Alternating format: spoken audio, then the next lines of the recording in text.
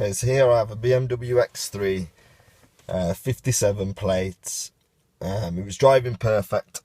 All of a sudden, it's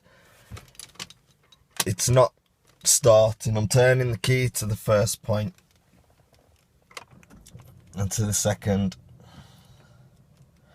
Now I'm going to start the engine and nothing. All you can hear is a click. So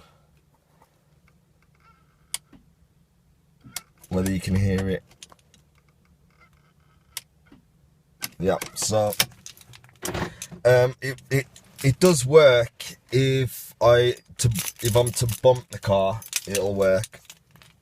If I try and jump it from a battery, it doesn't work.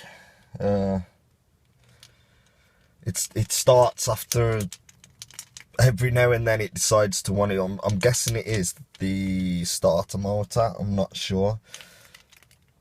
But the only thing that makes me think is it might not be the starter motor is when I put the key in the ignition, you can actually hear something first. Like it's like a rubbery, like there's rubber in there or something, so.